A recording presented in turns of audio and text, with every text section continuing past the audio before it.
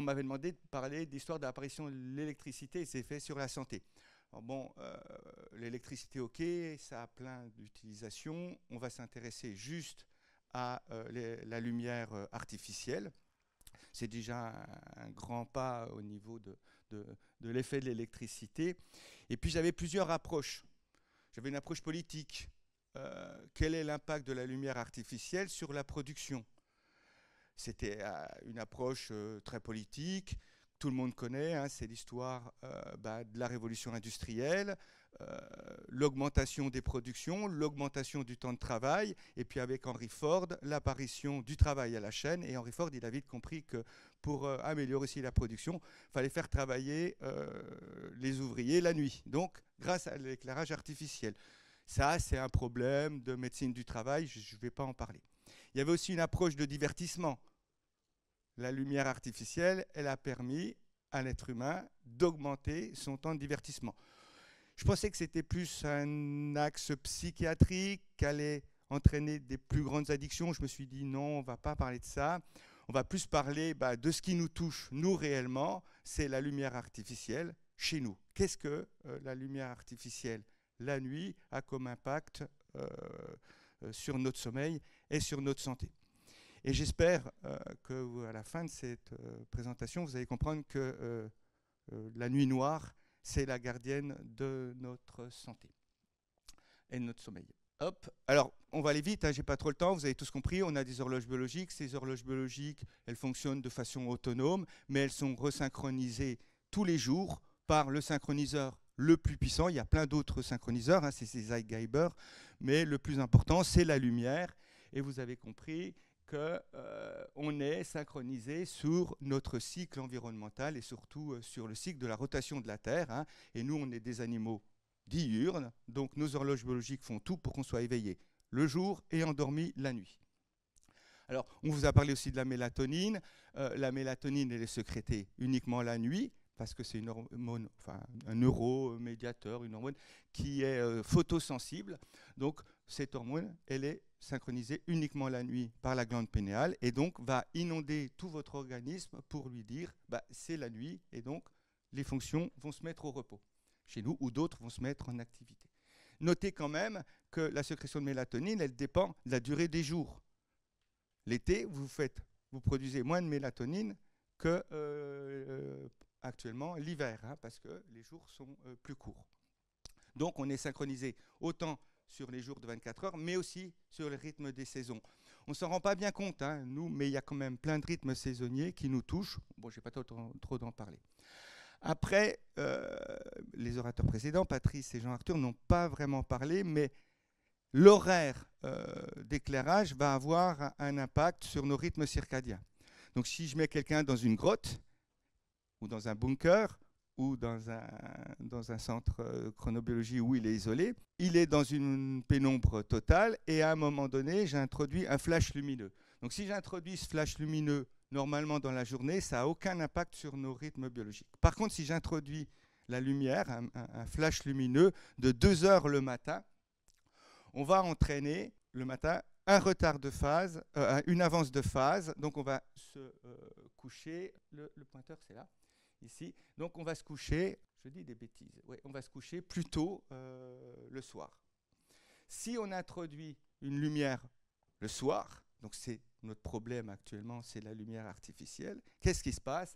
Eh bien ça entraîne un retard de phase, on va se coucher beaucoup plus tard. Après, c'est aussi la puissance de la lumière. Donc, plus la lumière est importante, on l'exprime en lux, plus elle va avoir un effet, par exemple, sur la sécrétion de mélatonine. D'accord ?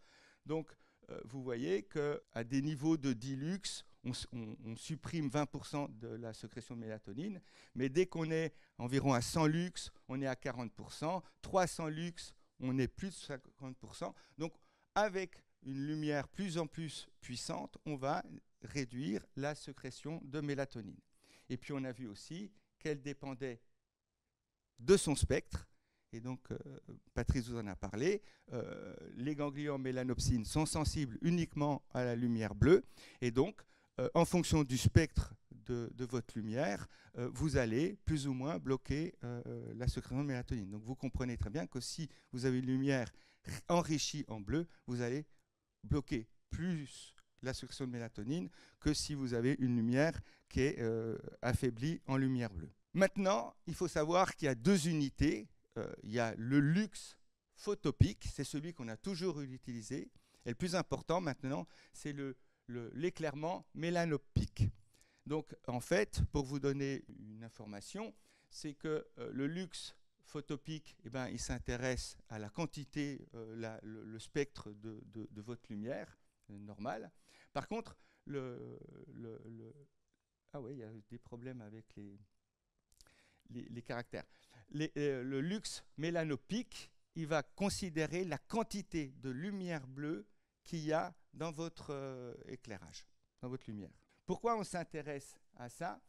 Si on regarde les courbes de suppression de mélatonine, si on regarde à 100 lux photopiques, on voit qu'il faut quand même arriver, il y a une suppression de la sécrétion de mélatonine très importante. Mais c'est à partir de 100 lux. En dessous, il n'y a pas de modification de la sécrétion de mélatonine. Par contre, si on prend en compte les lux mélanopiques, on voit très bien qu'à 100 lux mélanopiques, on a déjà procédé à une suppression de la sécrétion de mélatonine de façon très importante. Vous voyez qu'on est proche des 10 lux mélanopiques pour commencer à supprimer la sécrétion de mélatonine. Donc, ce qui est important maintenant, et ce qu'a dit Patrice, hein, c'est qu'on vit en fonction d'éclairages artificiels très différents, en fonction avec l'apparition des LED, mais on est encore éclairé là par des lampes luminescentes. Donc, il faut prendre en compte la composition de la lumière artificielle. Et là, je vous ai mis 3 types de lampes à 300 lux photopiques. Mais vous voyez qu'en fonction, si on prend en compte la composition en mélanopique, c'est complètement différent. Donc là, on a un tube fluorescent, 300 lux, 169 lux mélanopiques. Là, on a un LED proche des lumières blanches, de lumière blanche, oui, c'est ça. 300 lux, on est à 190. Là, on est sur des LED où c'est des lumières très froides. On est 300 lux, 274. Et là, vous avez le dernier LED hein, qui est en vente, c'est les lumières vraiment froides qu'on vous vend. Et donc, vous voyez qu'on est à 359 lux mélanopiques. Donc, ça devient compliqué de savoir qu'est-ce qu'il faut mettre dans sa maison, parce qu'il y a toute une multitude de lampes, et personne ne vous parle, hein, on vous parle en Kelvin, et donc c'est très compliqué de connaître l'échelle de Kelvin. Même moi, je suis un petit peu perdu dans les Kelvin, parce que c'est assez compliqué. Donc, déjà, il faut prendre en compte quel éclairage artificiel va être introduit dans nos maisons. Maintenant, on repart sur l'histoire. Eh ben, l'histoire de l'humanité, elle a été essentiellement éclairée par le feu. Hein. Pendant des millions d'années, l'homme, eh ben, la nuit, s'est éclairé par le feu. Très vite est apparue quand même la bougie, mais ça a duré encore très longtemps. Et puis il a fallu attendre la fin du XVIIIe siècle, le début du XIXe siècle, pour voir l'apparition de la lampe incandescente. La lampe incandescente, c'est quand même une lumière proche de la lumière naturelle. Alors là, moi aussi, j'ai un petit peu des problèmes. Hein. Le tube fluorescent en 1930, les premiers LED en 1996. Donc, on n'a pas été vraiment impacté. Il a fallu attendre 2005, où l'Europe a dit faut faire des économies d'énergie. Donc, on va obliger à ce que toute l'humanité s'équipe en LED. Donc, ça date de 2005, hein, le décret européen. C'est arrivé très tardivement, hein, parce qu'il a fallu faire une transition assez progressive. Il y a d'autres éléments perturbateurs hein, au niveau de la lumière. Ben, c'est l'apparition des moniteurs LED dans les années 2000. Alors, c'est les premiers LED. Hein, ils ne sont pas arrivés chez nous en 2000. Hein, c'est plus 2005, 2007. Les télévisions, 2010, dans notre environnement. Les smartphones, le premier smartphone, c'est l'iPhone, 2007. D'accord, toujours avec des éclairements, des écrans à LED, donc des éclairements plus riches en bleu. Et puis j'ai mis que le futur, ben, ça sera d'arriver à un éclairement artificiel proche de la lumière naturelle. Généralement, on parle de pollution lumineuse. Et quand on parle de pollution lumineuse, alors je vous ai mis la définition. Hein. La pollution lumineuse désigne la lumière artificielle qui dégrade les cycles de la lumière naturelle, le cycle jour-nuit, et les saisons, modifie la composante nocturne de l'environnement, c'est-à-dire l'illumination du milieu, et qui, en conséquence, impacte les comportements, les rythmes biologiques, les fonctions physiologiques des organismes vivants, ainsi que les écosystèmes. Et là, quand je vous dis pollution lumineuse, vous pensez tous à quel est l'impact de la lumière extérieure sur la vie des êtres vivants. Et on pense généralement à la pollution lumineuse extérieure et est-ce que cette pollution lumineuse a un impact sur les animaux. Il y a une multitude maintenant d'études qui montrent que tous les animaux nocturnes sont impactés par cette pollution lumineuse extérieure.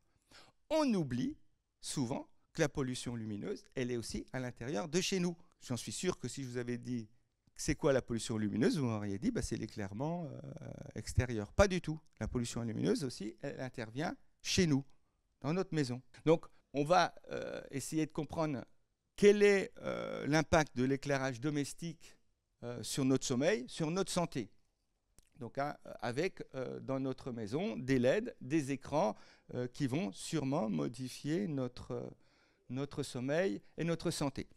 Alors, c'est un symposium sur l'histoire, mais il n'y a pas d'histoire, il n'y a pas d'études qui ont regardé qu'est-ce qu'avait fait l'introduction de la lumière artificielle sur notre sommeil et notre santé.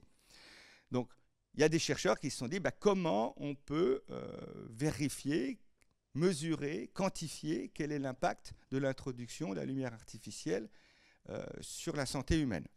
C'était assez compliqué et ils ont dit on va travailler sur des populations qui n'ont pas encore accès à la lumière artificielle dans notre société actuelle. Donc ils ont trouvé 3 populations qui sont des chasseurs-cueilleurs encore, qui n'ont pas du tout accès à la lumière. Et donc ils les ont étudiées de façon objective, avec des actimètres, pour savoir quel était leur rythme veille-sommeil. Et donc, ils se sont aperçus quand même que c'est au niveau de l'équateur, proche. Donc, le soleil, il se couche assez tôt, vers 18h, et il se lève quand même à des heures plus proches des nôtres.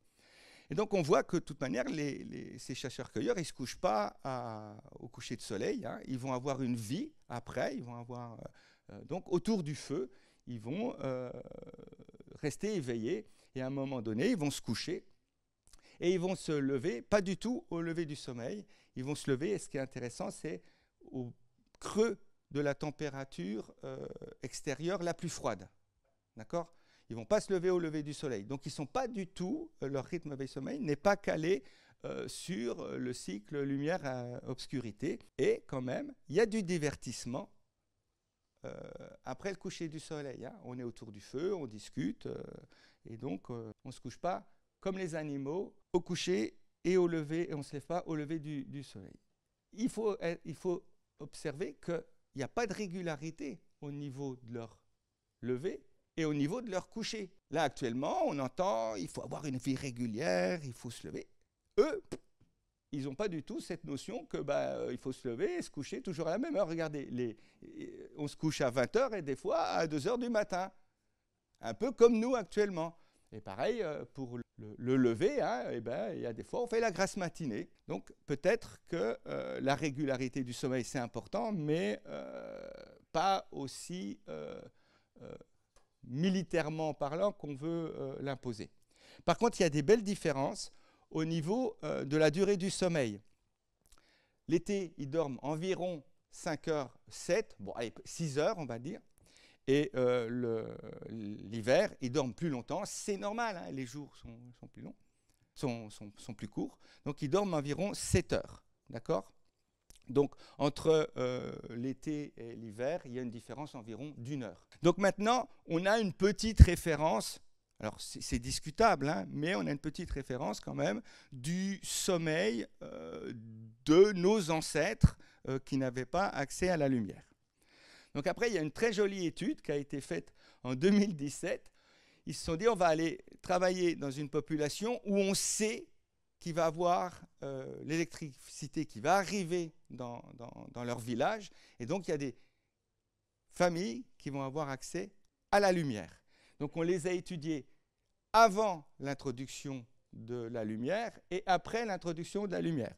Donc encore une fois, hein, alors c'est des chasseurs-cueilleurs mais qui sont sédentaires, hein, ils ont des maisons cette fois-ci, donc c'est pour ça qu'on va pouvoir introduire la lumière dans les maisons. Donc toujours pareil, hein, comme la population précédente, hein, ils ne se couchent pas au coucher du soleil et ils se lèvent proche par contre du lever du soleil. Il y a toujours un petit temps. Et qu'est-ce qui va se passer, à votre avis, quand on introduit la lumière? Que ce soit l'été ou l'hiver, ils vont tous retarder au moins d'1 heure leur endormissement. Donc c'est assez intéressant de voir que la lumière, et ça on en parle peu souvent, va avoir un impact considérable sur notre cycle veille-sommeil.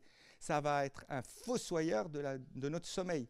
1 heure de sommeil en moins, juste quand la lumière a été introduite dans une maison. Et je tiens à préciser que dans ces populations, la lumière, elle est arrivée, c'est juste une lampe, ce n'est pas un éclairage de toute la maison, c'est juste une lampe qui arrive dans la maison, une lampe incandescente à l'époque. Donc si on regarde les horaires, alors eux, ils dorment plus longtemps que les populations autochtones, hein, quand même. Vous voyez, l'été, ils dorment environ 7 heures, et l'hiver, bien entendu, ils dorment plus longtemps, environ 8h30. Et l'accès à l'électricité, ben vous voyez, ça a un impact sur la durée du sommeil. 6h30 l'été, 7h05 l'hiver, donc hein, une réduction pratiquement d'1 heure juste par l'introduction de la lumière. Alors récemment, il y a une autre population qui a été étudiée, c'est en Océanie. Et les effets ne sont pas aussi importants, hein. Pareil, hein, c'est la même chose, on introduit de la lumière dans des habitats. Alors, vous voyez que les habitats sont très différents. Les autres, c'était des petites huttes. Là, ça peut être des vraies maisons. Mais donc, on a étudié quel était l'impact de la lumière. Le seul souci, c'est qu'ils ne prennent pas en compte la saison dans cette étude, mais quand même, vous voyez que pas accès de la lumière, il y a juste un petit effet de l'introduction dans la lumière sur la durée du sommeil, et l'effet, il se situe surtout au niveau de l'endormissement. La lumière retarde l'endormissement, mais pas l'heure de coucher. Donc c'est intéressant de voir que ce n'est pas parce qu'on se couche que la lumière a un effet que sur votre heure de coucher, mais aussi ça va avoir un effet sur votre endormissement. Mais ce n'est pas aussi important que ce qu'on a vu sur la population en Amérique du Sud. Il faut noter que la durée du sommeil est quand même réduite statistiquement, mais si on prend en compte la durée totale du sommeil sur les 24 heures, il n'y a plus aucune différence. Ça veut dire qu'ils font des siestes. Ce qui est intéressant, c'est qu'on va introduire la lumière dans une population qui est plus industrialisée, qui joue plus le capitalisme, puisque c'est des récolteurs de sève pour les grandes sociétés de pneumatiques. D'accord? Donc ils récoltent la sève pour fabriquer des pneus. Donc toujours pareil, en Amérique du Sud. Et donc ce qui est intéressant, c'est de voir que l'accès à l'électricité réduit votre temps de sommeil, mais le travail agit aussi sur votre durée du sommeil. Donc, je vous en ai parlé au début, il faudrait aussi dire que les contraintes socio-économiques, on n'en parle pas beaucoup, mais vont avoir aussi un impact sur votre durée de sommeil. Donc, ce qui est intéressant de voir, hein, c'est surtout l'heure de lever, hein, qui est modifiée entre les jours de travail et les jours de repos. Ça vous dit quelque chose, ça? On en parle beaucoup, ça s'appelle le social jet lag, d'accord? On dit c'est le mal de notre siècle. Regardez, les gens, on leur a amené l'électricité, on leur a amené le travail. Il n'y a pas de smartphone là, il n'y a pas de télé, il n'y a rien du tout. Il existe immédiatement. D'accord? Donc, il y a 2 effets qui sont importants sur notre santé. C'est l'éclairage artificiel, c'est sûr, mais aussi c'est les rythmes de travail qui vont avoir un impact sur notre santé. Et là encore, hein, on se retrouve dans tout ce qui est production, hein, et ben, il faut produire, et donc plus on doit produire, plus on doit travailler longtemps. Une dernière étude que je vous montre en Afrique cette fois-ci, mais c'est intéressant, c'est un village où il est partiellement éclairé, et voilà, une ville, et un village qui est situé à 20 km de cette ville, qui n'est pas du tout électrifié. Donc déjà, ce qui est intéressant de voir, hein, c'est si on regarde l'activité des personnes, en bleu, c'est ceux qui vivent en milieu rural, et en rouge, c'est ceux qui vivent en milieu urbain. Et bien, vous voyez déjà qu'en milieu urbain, on a moins d'activité physique qu'en milieu rural. Ça, c'est intéressant. Au niveau de la lumière, pareil, hein, pas beaucoup de lumière en milieu urbain, plus de lumière en milieu rural, la journée. Et puis la nuit, bien entendu, hein, vous voyez qu'il y a beaucoup plus de lumière chez les personnes qui vivent dans le milieu urbain. On pouvait s'en douter. La chose intéressante, c'est que si on regarde le cycle activité-repos, bizarrement, ceux qui sont en milieu urbain, ils ont un rythme d'activité qui est en retard de phase, qui est décalé par rapport aux personnes qui vivent en milieu rural. Donc il y a un retard de phase. Pareil, c'est des choses qu'on entend ici, on vit, on est... Mais ça existe dès le départ, hein, dès qu'on commence à être dans un milieu urbain où il y a vraiment, en termes de travail et d'activité lucrative, c'est les deux mêmes. Hein. Les paysans qui travaillent ici, ils ne travaillent pas que pour eux-mêmes, hein, ils travaillent pour vendre leurs produits dans la ville. Donc il y a quand même un effet aussi au niveau travail lucratif. Ce n'est pas que du travail pour se nourrir. Et on voit bien que quand vous vivez en ville, vous avez un retard de phase par rapport à le fait que vous vivez dans un milieu rural. Au niveau du sommeil, il n'y a pas de différence. Les deux populations dorment de la même façon. Je ne vais pas rentrer dans les détails, je vais juste décrire ce graphique. C'est l'éveil intra-nuit qu'il y a dans le sommeil. Et vous voyez que l'éveil intra-nuit, il est beaucoup plus important chez les gens qui vivent dans le milieu rural que chez les gens qui vivent dans la ville, dans un milieu urbain. Donc les chercheurs se sont posés des questions et ils sont aperçus quand même que l'électricité, l'arrivée de l'électricité, c'est une bonne chose parce que ça permet quand même d'avoir un environnement moins hostile, donc on arrive à réguler la température, et aussi ils se sont aperçus que tout le mobilier était différent et que là, il y avait beaucoup plus de matelas au niveau des gens qui dormaient que dans le village. Donc, ça améliorait la qualité. Donc, le capitalisme n'a pas que des mauvaises choses sur notre sommeil. Il permet qu'on puisse mieux dormir par un meilleur environnement. Juste pour regarder les effets de la lumière sur notre sommeil, là, c'est en équivalent mélanopique, hein, donc on est d'accord, c'est plus les luxes qu'on connaît. Ça a un effet sur votre latence d'endormissement. Plus vous avez un éclairement le soir, plus vous allez mettre du temps à vous endormir.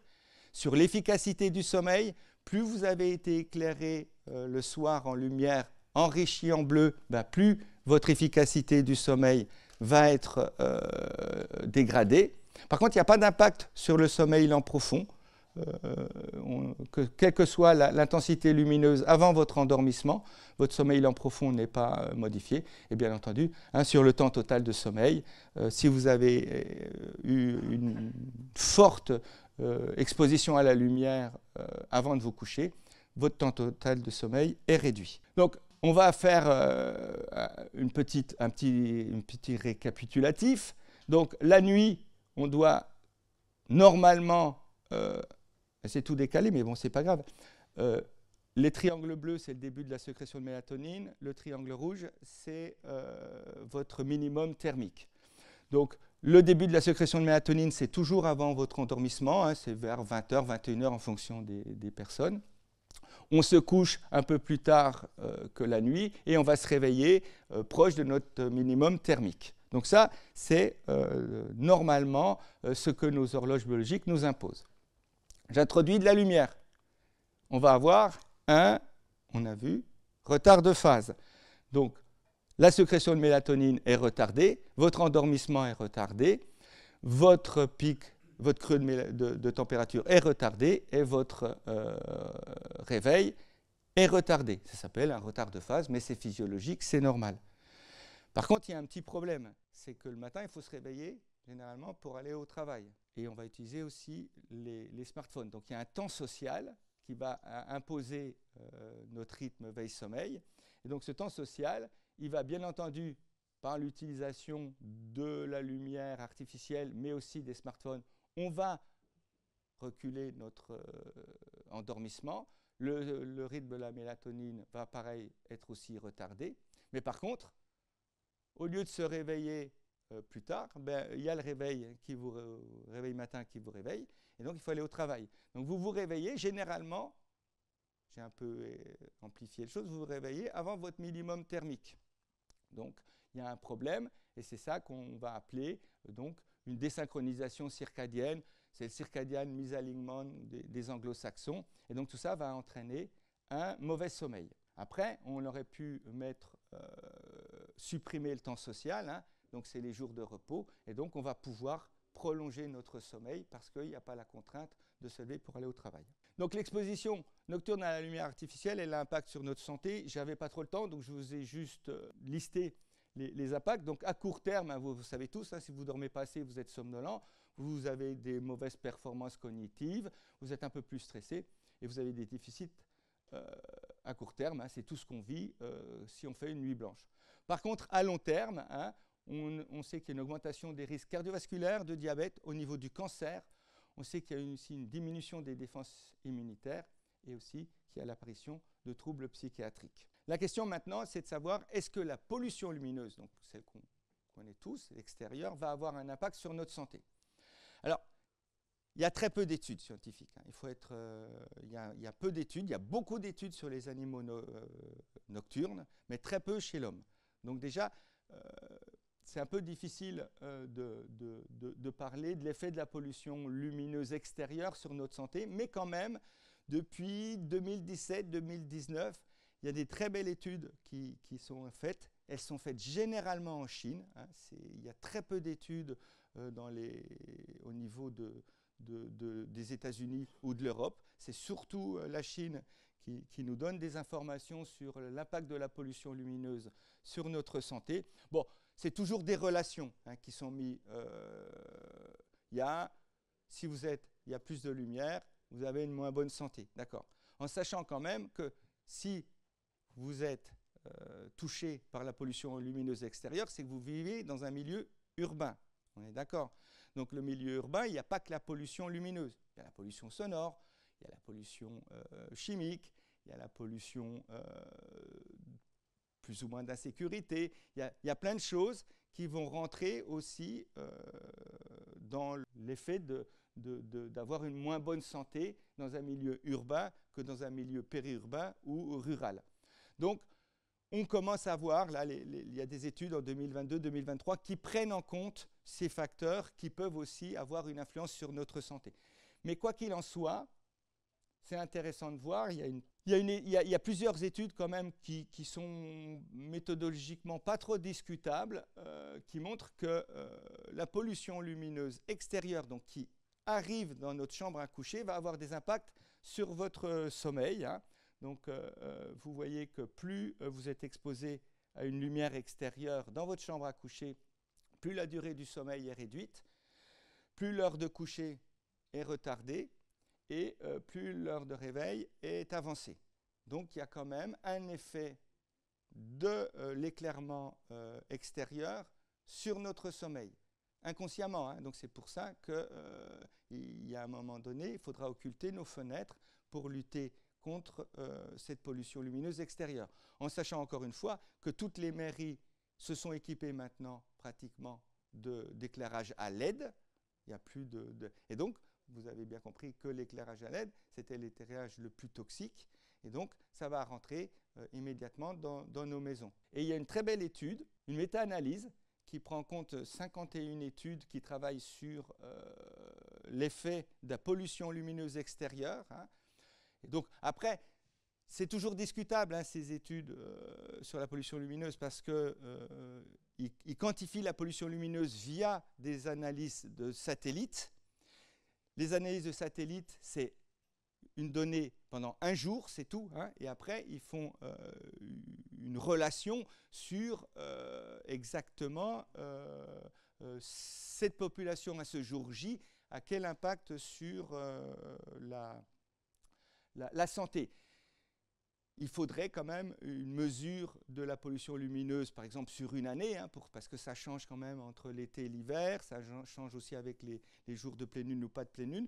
Donc, mais quand même, on voit très bien que si vous êtes exposé donc, en milieu urbain à cette pollution lumineuse, vous avez une augmentation des risques de cancer du sein. Alors, ça rentre en résonance avec quand même tous les cancers du sein qui sont observés plus chez les femmes qui travaillent de nuit. Hein. On sait que les infirmières qui travaillent de nuit ont plus de cancer du sein que les femmes qui ne travaillent pas de nuit. Donc, il y aurait un lien quand même entre lumière nocturne et cancer du sein. Donc, ça matche quand même un petit peu.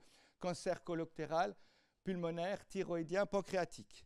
Donc, une augmentation hein, des gens qui vivent en milieu urbain de ce type de cancer. Encore une fois, ça peut être lié à d'autres facteurs, on est d'accord. Augmentation du risque cardiopathie ischémique, augmentation du risque des maladies psychiatriques, dépression, anxiété, troubles bipolaires, comportement suicidaire. Il y a une augmentation du risque aussi de l'obésité chez des personnes qui vivent dans des milieux urbains et augmentation du risque de complications pendant la grossesse et l'accouchement. Donc si on introduit en plus dans mon graphique la pollution lumineuse, on va avoir, on a vu, un impact encore, on va avoir une désynchronisation circadienne hein, par le temps social, mais aussi encore un sommeil de moins bonne qualité. Donc pour terminer, il y a eu des recommandations. En 2022, c'est tous les experts de la chronobiologie qui se sont réunis et qui ont dit, bon, on va donner des recommandations sur l'éclairage artificiel.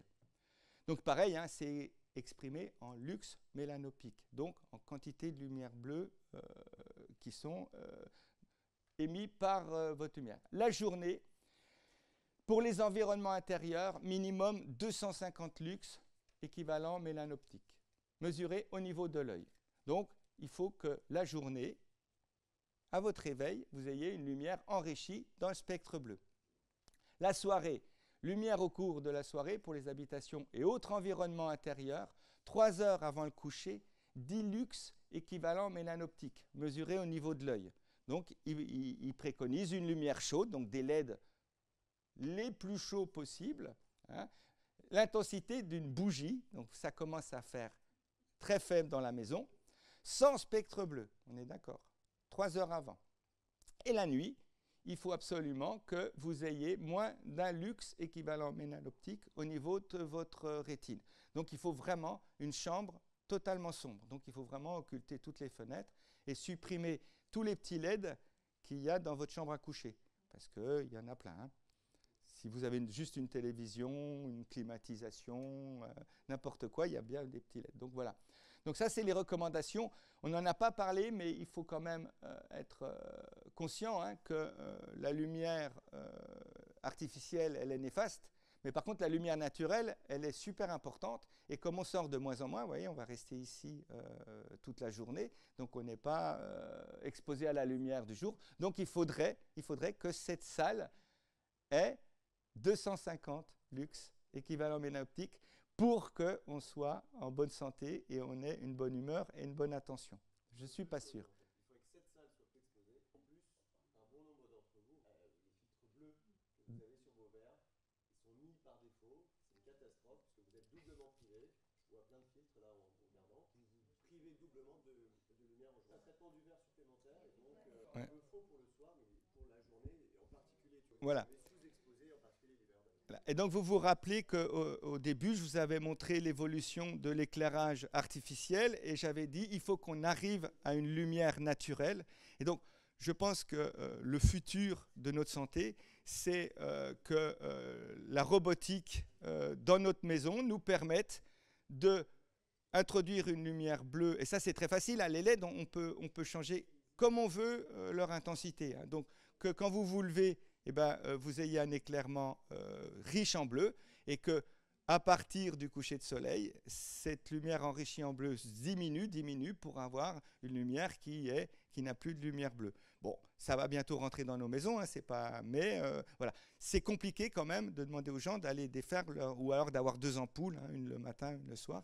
Mais bon, la robotique va faire que je pense qu'on va arriver à ça.